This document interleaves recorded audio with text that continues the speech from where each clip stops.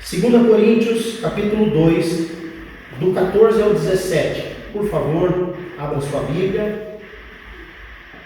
A carta do apóstolo Paulo, 2 Coríntios, capítulo 2, do 14 ao 17, diz assim: Graças, porém, a Deus, que em Cristo sempre nos conduz em triunfo, e por meio de nós manifesta em todo lugar a fragrância do seu conhecimento. Porque nós somos para com Deus o bom perfume de Cristo, tanto nos que são salvos, como nos que se perdem. Para com estes, cheiro de morte para a morte, para com aqueles, aroma de vida para a vida. Quem, porém, é suficiente para estas coisas? Porque nós não estamos, como tantos outros, mercadejando a palavra de Deus. Antes, em Cristo é que falamos na presença de Deus, com sinceridade e da parte do próprio Deus. Amém? Oremos. Pai bendito e eterno, na Tua presença nós estamos, com a liberdade de culto que temos diante da Tua palavra aberta, palavra essa que é inerrante, palavra essa que é eficaz. A Tua palavra é eterna, nada mais é eterno nesse mundo, mas a Tua palavra permanece para todo sempre. Tudo vai passar, exceto a Tua palavra. Por isso pedimos ao Teu Espírito Santo que traga cativo nessa noite o nosso entendimento, para que possamos compreender as verdades contidas aqui nesse texto. Assim oramos no nome do Pai, do Filho e do Espírito Santo. Amém. Somos o bom perfume de Cristo. Esse é o título do sermão. Nós somos o bom perfume de Cristo.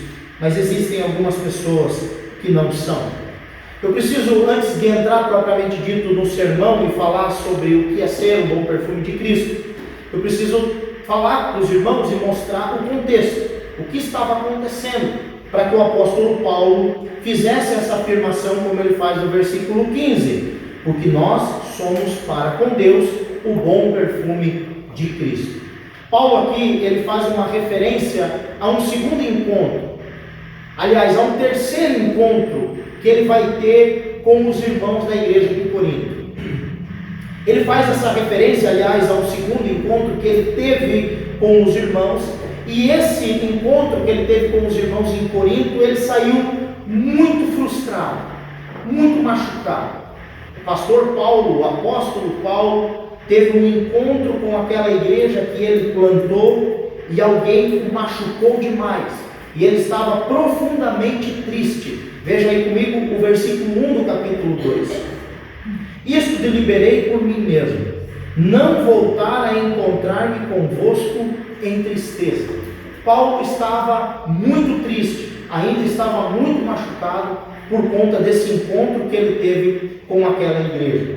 Não se trata, meus queridos irmãos, da primeira visita do apóstolo Paulo à cidade de Corinto, porque na primeira visita ele plantou aquela igreja, ele fundou aquela igreja.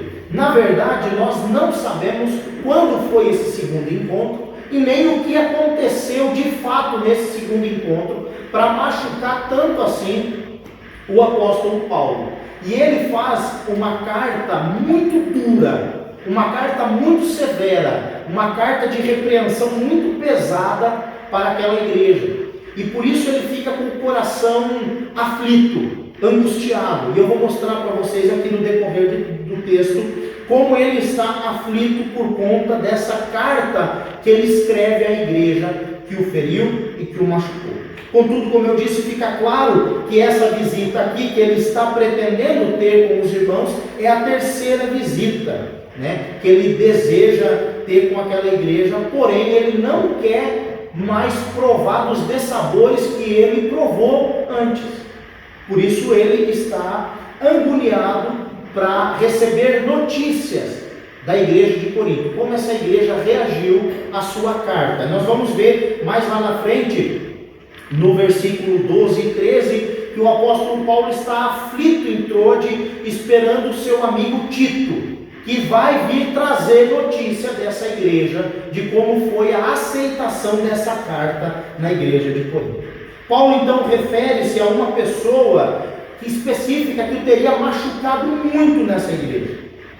que o ofendeu demais, e essa pessoa, ela sofreu uma penalidade democrática, eclesiástica, imposta pela maioria dos irmãos daquela igreja, mostrando aqui, irmãos, às vezes a necessidade de um tratamento mais sério com algumas pessoas que estão deliberadamente vivendo em pecado, vivendo na prática do pecado, que conhecem a verdade e estão deliberadamente vivendo na prática do pecado.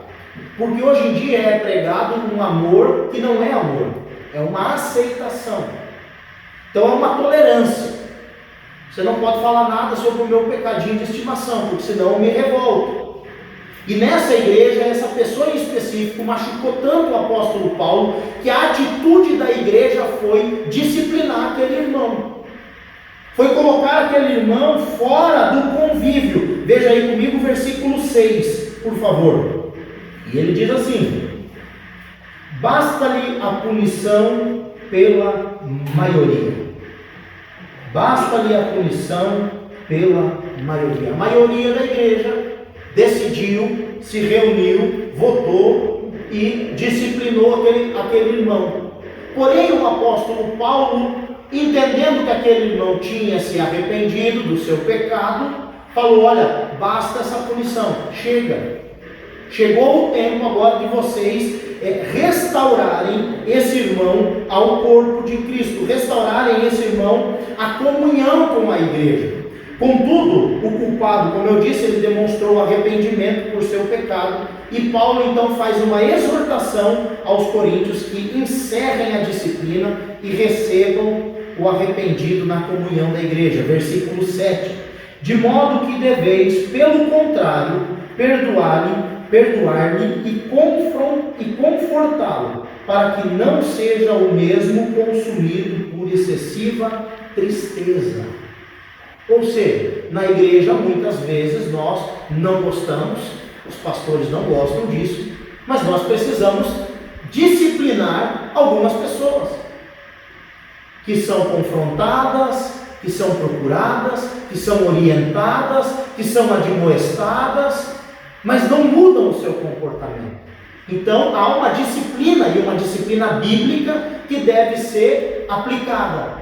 Porém, quando essa pessoa que foi disciplinada mostra arrependimento, mostra que realmente mudou de ideia, de opinião, que se converte, que há uma conversão, ela estava indo para a esquerda e voltou para a direita, o que é preciso fazer? Imediatamente reestabelecer esse irmão na comunhão, porque senão você não vai causar um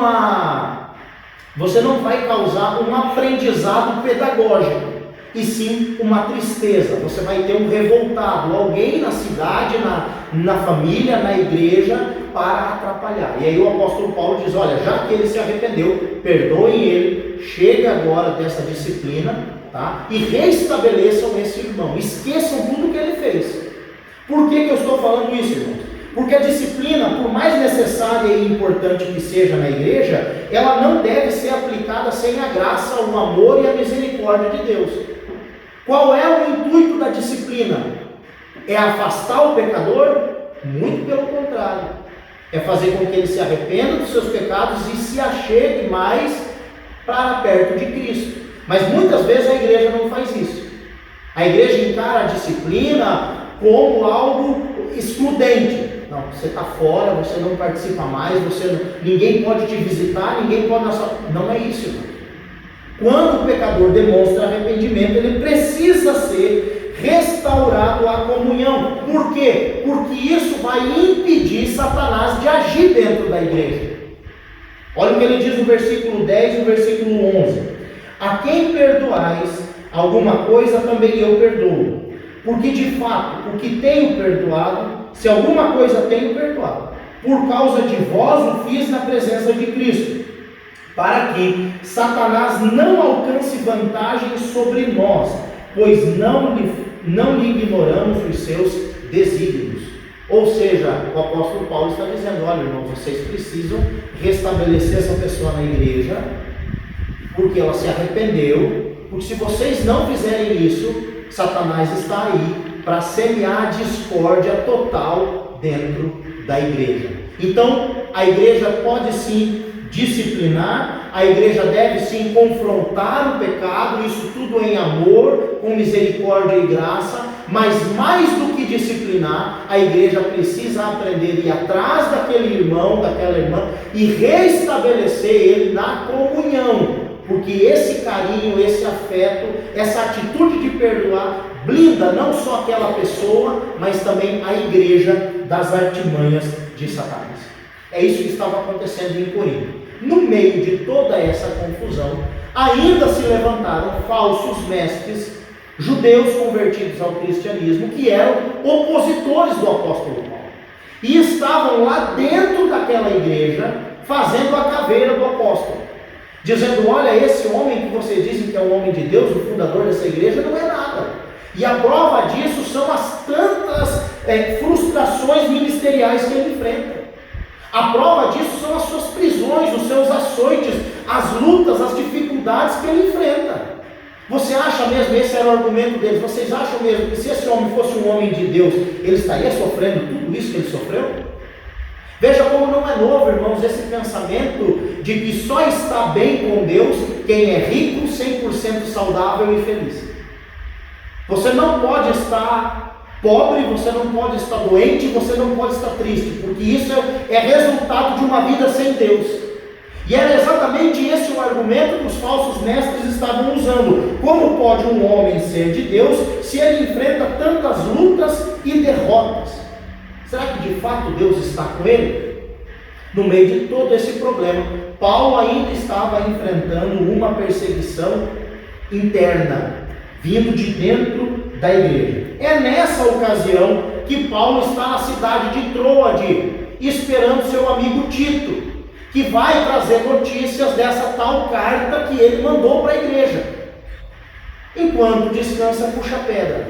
O Paulo, maior evangelista e missionário que já existiu, enquanto ele está ali em Troade, não sabemos quanto tempo eles ficam, meses provavelmente, mas poucos meses, ele planta uma igreja, a qual ele diz: Deus nos abriu uma porta, aqui, versículo 12, ora, quando cheguei a Troade para pregar o evangelho de Cristo, e uma porta se abriu no Senhor, não tive contudo tranquilidade no meu espírito, porque não encontrei meu irmão Tito, por isso, despedindo-me deles, parti para a Macedônia. Ou seja, Paulo estava ali, plantou uma igreja, a igreja estava crescendo, mas ele estava aflito, porque ele não encontrou o seu amigo Tito, que viria trazer notícias dessa igreja lá de Corinto, e como a igreja recebeu essa carta de repreensão de Paulo. Paulo então toma uma atitude de sair dali e ir para Filipos, cidade da Macedônia, no intuito de esperar e encontrar o seu amigo Tito. Por que eu estou falando isso, irmãos? Porque é exatamente nesse ponto que a narrativa sobre o seu relacionamento com a igreja de Corinto é interrompida. Paulo, a partir de agora, não fala mais sobre a igreja de Corinto, até o capítulo 5, aliás, até o capítulo 7, aonde ele relata então, só lá no capítulo 7, a chegada do seu amigo Tito. E eu gostaria que você abrisse a sua Bíblia em 2 Coríntios 7, do versículo 5 até o versículo 7, diz assim: porque chegando nós à Macedônia, nenhum alívio tivemos, pelo contrário, em tudo fomos atribulados, lutas por fora, temores por dentro. Porém Deus, que conforta os abatidos, nos consolou com a chegada de Tito, e não somente a sua chegada, mas também pelo conforto que recebeu de vós, referindo-nos à vossa saudade, o vosso pranto, o vosso zelo por mim, aumentando assim o meu regozijo. Se os irmãos continuarem lendo do 8 até o versículo 16, o apóstolo Paulo vai fazer menção dessa tão falada carta que eu disse para vocês, de repreensão. Ou seja, quando nós olhamos para o quadro geral do que os falsos mestres estavam falando, fazia sentido. O ministério do apóstolo Paulo parecia um fracasso. O homem plantou uma igreja, a igreja estava crescendo, mas ele não conseguiu ficar ali pastoreando a igreja. Deixou os irmãos e foi para a Macedônia. Chegando em Filipos da Macedônia, o homem só enfrentou perseguição e tribulação. Perseguição externa, temores internos. Quando nós olhamos assim, parece que o ministério do apóstolo Paulo realmente era um ministério fracassado. E é exatamente nesse contexto que o apóstolo Paulo então vai dedicar do capítulo 2, versículo 14, até o final do capítulo 5, uma extensa defesa do seu ministério. E é sobre isso que eu quero falar, porque na visão do apóstolo Paulo, o seu ministério não era um ministério de derrota, mas de triunfo. Na visão do apóstolo Paulo, o seu ministério não deixava manchas, mas por onde passou, deixou marcas. Na visão do apóstolo Paulo, o seu ministério era um ministério frutífero, que contagiava o ambiente a qual ele estava. Veja comigo aí, Paulo então ele vai dedicar, como eu falei para vocês, até o capítulo 5, para defender o seu ministério. Versículo 14 do capítulo 2: graças, porém, a Deus, que em Cristo sempre nos conduz em triunfo. Graças, porém. Esse porém indica tudo aquilo que ele falou, tudo aquilo que ele disse, tudo aquilo que ele estava enfrentando. Apesar de eu ter sofrido tudo isso, apesar de eu ter sido perseguido, apesar de eu não ter ficado pastoreando em Troade, apesar desse irmão aí em Corinto ter me ofendido muito, apesar dessa perseguição que se instaurou com esses falsos mestres dentro da igreja, apesar de todos os tormentos externos e internos, eu dou graças a Deus. E eu dou graças a Deus porque em Cristo sempre Ele me conduz em triunfo, em vitória constante. Apesar de todo o sofrimento, eu dou graças a Deus, que em Cristo sempre me conduz em triunfo. Meu querido irmão, quem anda com Jesus não precisa da opinião dos outros. Quem sabe do seu chamado e sabe do seu valor para com o Pai, não fica dependendo da opinião alheia. O apóstolo Paulo, ao dizer esse versículo, está dizendo: eu não me importo nem um pouco com o que eles estão falando. Eles estão dizendo que eu sou derrotado, que o meu ministério não é frutífero, mas eu dou graças a Deus, porque até hoje Cristo sempre, em nenhum momento, não teve nem um dia, nem uma hora, nem um minuto, sempre Cristo me conduziu em triunfo. E é muito interessante, irmãos, essa expressão grega, triunfo. Essa expressão era aplicada aos glamurosos cortejos dos generais e dos imperadores romanos, trazendo seus tesouros de guerra. Era o cortejo triunfal. Devemos lembrar que aquele mundo era influenciado pela cultura romana. E Paulo, quando diz, ele usa especialmente essa palavra triunfo, dizendo: até hoje eu só caminhei com Cristo em um cortejo triunfal. Nunca perdemos uma batalha, nunca fomos derrotados, nunca empatamos, nunca arredamos, nós nunca fugimos, nós nunca nos escondemos, mas sempre, todas as vezes, caminhamos em triunfo. Em triunfo. Paulo sabia que, apesar das dificuldades que ele havia experimentado como ministro do Evangelho, ele estava apropriadamente descrito como um que faz parte desse cortejo de vitória. É muito importante vocês entenderem isso, porque essa palavra triunfo, como eu disse, ela explica o cortejo triunfal do general ou do imperador, ou de ambos. O imperador ou o general vinha na frente, voltando para a sua cidade, e aí você vai ver o que o apóstolo Paulo está fazendo aqui, seguido por seus exércitos, por seus soldados. O general trazia nas orelhas os louros da vitória, Atrás dos seus soldados vinham os animais puxando as carroças cheias de tesouros, de despojos que eles conquistaram daquela cidade, daquele exército. Atrás dos tesouros vinham outras carroças cheias de armaduras e armas dos soldados que foram mortos e conquistados. E por último, vinham aqueles prisioneiros que seriam degolados na praça principal da cidade. Esse é o cortejo triunfal que o apóstolo Paulo fala. Sabe como era esperado esse general ou o imperador na cidade? Queimava-se muitas especiarias para perfumar toda a cidade no caminho onde eles iam passar. Incensos eram queimados e as mulheres faziam filas jogando perfume e pétalas de flores, pétalas de rosa nesses generais que iam entrando triunfantes dentro da sua cidade. Por isso o apóstolo Paulo diz que para os que são salvos, o bom perfume de Cristo é aroma de vida, mas para os que se perdem é cheiro de morte. Por que ele está falando isso? Porque para o general, aquele cheiro das pétalas, aquele cheiro do incenso queimado era o cheiro da vitória.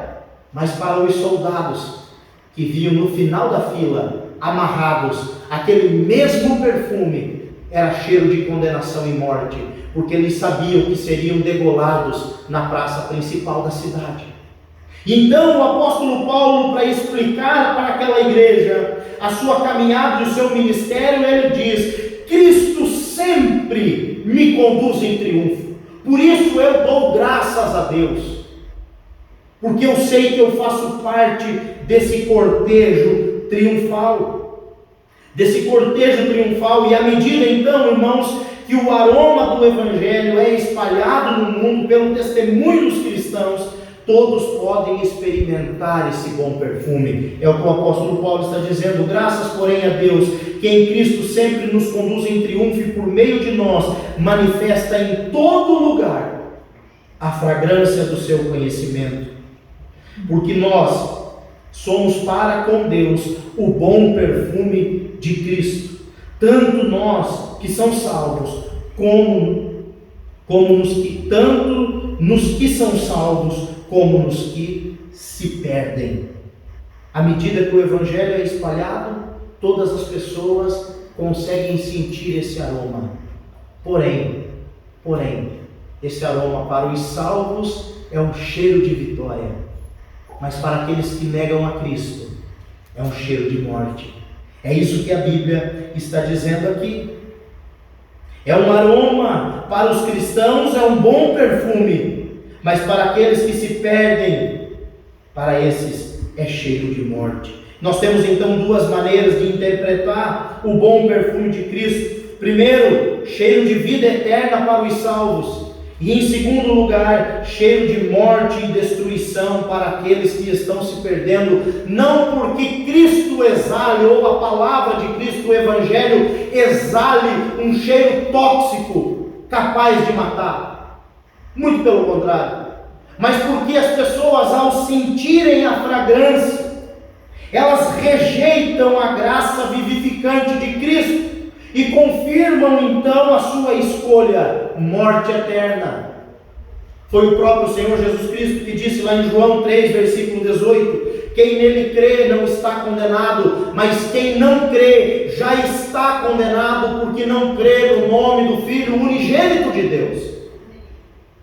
Ser o bom perfume de Cristo é ser porta-voz dessa mensagem que liberta, mas que também condena, que salva, mas que também mata, que perfuma o ambiente, trazendo alegria e salvação, mas que também leva pecadores que não se convertem para a morte eterna. Os crentes verdadeiros, eles exalam um aroma agradável, o bom perfume de Cristo, e isso é resultado do seu relacionamento com Deus. Se você não tem relacionamento com Deus, meu irmão, você cheira mal. Agora, se você tem um relacionamento com Deus, você exala o bom perfume de Cristo. Esse perfume ele contagia todos os que estão à sua volta e em todos os lugares, diz o apóstolo Paulo no versículo 14. Em todo lugar a fragrância do seu conhecimento. Um cristão cheio do conhecimento de Cristo, ele não precisa de palco. Um cristão cheio do conhecimento de Cristo, ele não precisa de holofote. Um cristão cheio do conhecimento de Cristo, ele não precisa nem abrir a boca para falar. O simples fato de ele chegar no ambiente, a atmosfera muda. Muda porque ali chegou um homem ou uma mulher cheia do Espírito Santo de Deus. Um homem cheio do Espírito Santo de Deus, ele exala o cheiro da salvação. A sua presença é agradável, mas também incomoda. É agradável àqueles que estão nas luzes. É agradável para aqueles que estão nas trevas e querem sair da luz. Mas incomoda aqueles que estão nas trevas e querem permanecer nas trevas. Para esses, a fragrância de Cristo cheira a morte. Mas para os salvos, ela é aroma celestial. As pessoas, elas sentem o aroma da fragrância celeste. O doce perfume de Cristo exala através das palavras e das ações verdadeiras do verdadeiro cristão, produzindo então um aroma de vida para os salvos e de morte para aqueles que negam o Senhor Jesus Cristo. Paulo então faz uma pergunta no versículo de número 16. A última parte do versículo diz assim: quem porém é suficiente para estas coisas? Ou seja, quem é digno dessa tarefa eternamente importante? Quem é digno de ser porta-voz dessa mensagem? Quem é digno dentre vocês de ser porta-voz dessa mensagem? E a resposta é unânime, irmãos. Nenhum de nós. Nenhum de nós. Nenhum deles. E Paulo responde isso no versículo 5 e 6 do capítulo 3, quando ele diz assim: não que por nós mesmos sejamos capazes de pensar alguma coisa, como se partisse de nós. Pelo contrário, a nossa suficiência vem de Deus, o qual nos habilitou para sermos ministros de uma nova aliança, não da letra, mas do Espírito, porque a letra mata, mas o Espírito vivifica. E Paulo então olha e diz assim: ninguém aqui é digno, nós não somos capazes, mas Deus nos capacita, mas Deus nos escolheu. Não fui eu que quis, foi Ele que me escolheu. E quando Ele me escolheu, Ele disse para mim: duro é recalcitrar contra os aguilhões. A partir de hoje você vai de perseguidor a perseguido. Você vai saber como é sofrer pelo meu nome. E Paulo diz: tudo isso para mim é triunfo, tudo isso para mim é vitória, tudo isso para mim é glória. Quando as pessoas apontam e dizem: nossa, esse homem só sofre, só apanha, é preso, nada dá certo, ele diz: isso para mim é caminhar em triunfo, porque eu fui escolhido para fazer a vontade de Deus. Meu querido irmão, se você está fazendo a vontade de Deus, glorifique o Senhor, exalte ao Senhor, mesmo que as coisas não estejam dando totalmente certo agora, continue firme, sabendo que Deus te conduz em verdadeiro triunfo. Amém. É isso que Paulo então, ele ensina aqui.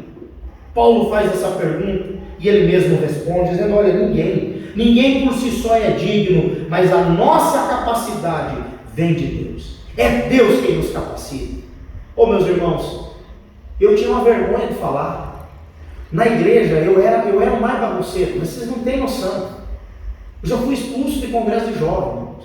Terrível, terrível. Nem vou falar para dar spoiler aí para o povo aprender. Negócio de pasta de dente e maquininha de raspar cabelo, isso aí era básico.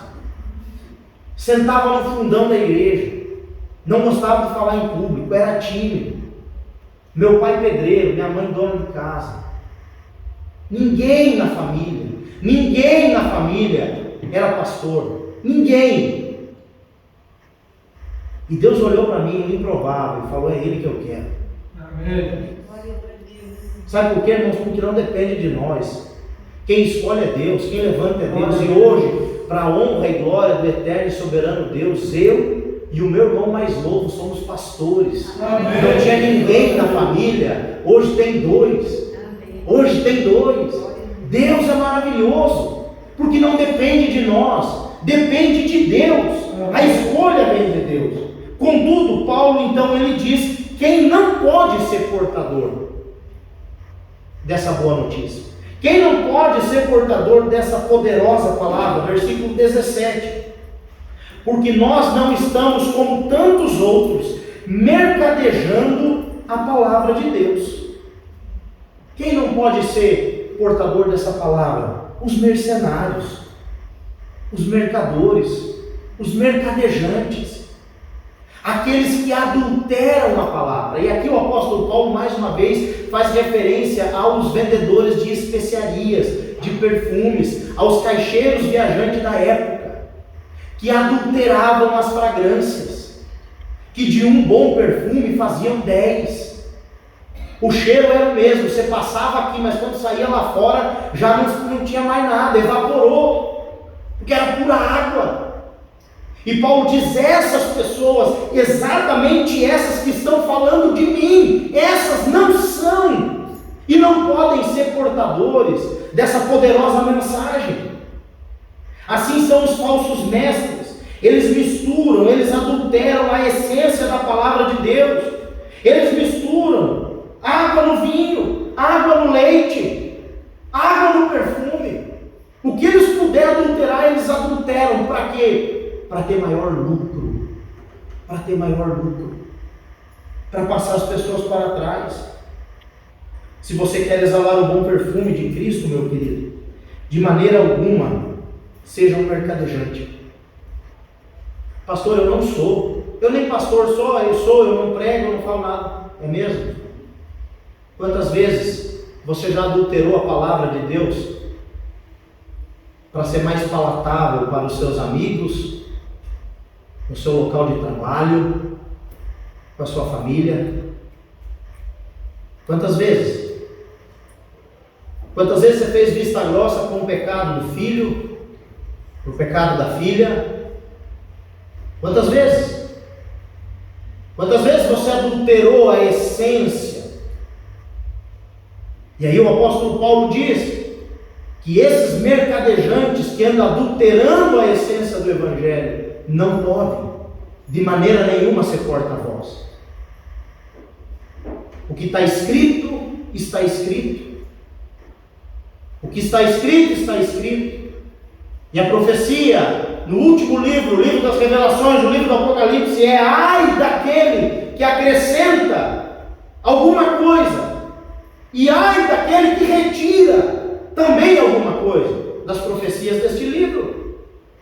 Se você quer exalar o bom perfume de Cristo, não adultere a palavra de Deus. Mesmo que você saia prejudicado, mesmo que você saia rechaçado, mesmo que você saia ferido, não adultere a palavra de Deus. Não corrompa os seus princípios. Não se corrompa para agradar aquele ou aquela outra pessoa. Não venda, não adultere a palavra de Deus. Se você quer exalar o bom perfume de Cristo, seja íntegro, honesto, não tire e nem acrescente, seja verdadeiro.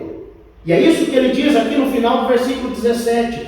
Antes, em Cristo é que falamos na presença de Deus, com sinceridade e da parte do próprio Deus. Sabe por quê, irmãos?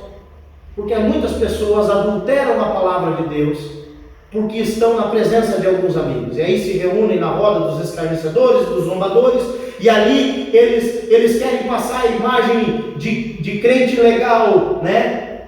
De crente, não, fica tranquilo, Jesus Cristo ama você, fica na paz, tudo isso é normal, é legal. E aí adulteram a palavra, adulteram princípios, se corrompem, porque estão na presença das pessoas, mas se esquecem que estão 24 horas, 7 dias por semana, 365 dias por ano, na presença do próprio Deus. Na presença do próprio Deus. Não tem como você fugir da presença dele. Por isso Deus sabe exatamente quando foi que houve essa adulteração. E essa mensagem então nos traz o quê? Uma reflexão de que Deus nos deu uma honra gigantesca de ser porta-voz dessa mensagem. Mas essa mensagem, ela vai exalar um bom cheiro para os salvos. Mas esse mesmo perfume, que era sentido pelo general na entrada triunfal e os seus exércitos, e eles se alegravam com o cheiro do perfume, também era um cheiro de morte para aqueles últimos soldados que vinham na fila. Porque eles sabiam que quando chegassem na praça principal, eles morreriam. Não adultere a palavra de Deus. Se mantenha sincero diante dos homens, sabendo que sempre você está diante de Deus. Para encerrar, depois você procura. Foi uma menina de 10 anos, se não me falha a memória, naquele maremoto que aconteceu na Tailândia. É conhecido na internet como o Anjo da Praia. E essa menina, ela aprendeu na aula de geografia sobre como acontecia, o que acontecia antes do maremoto. E ela lembrou da aula que a professora disse que o mar dava uma ré, o mar voltava para trás. E essa menina então na praia brincando, começou a gritar: maremoto, maremoto, maremoto. Enfim, essa menina é conhecida como o Anjo da Praia, porque ela salvou mais de 100 vidas naquele dia. Porque ela tinha o conhecimento de que aquilo do mar está voltando para trás era um sinal de uma grande onda que devastaria aquela região. Você, meu querido irmão, minha querida irmã, é porta-voz dessa palavra aqui. Você precisa alertar aqueles irmãozinhos que estão na praia que algo vai vir, que algo vai acontecer, mas há salvação e esperança para todos aqueles que estiverem em Cristo Jesus. Pode ser que você veja alguém sentindo essa fragrância e sentindo o perfume de Cristo na sua vida. Amém? Vamos orar. Pai bendito e eterno, nós te louvamos, nós te agradecemos pela tua palavra. Continua a falar conosco, meu Deus. Não deixe essa palavra cair no vazio, mas que ela encontre no nosso coração um terreno fértil para produzir frutos para a vida eterna. Assim oramos em nome do Pai, do Filho e do Santo Espírito de Deus. Amém.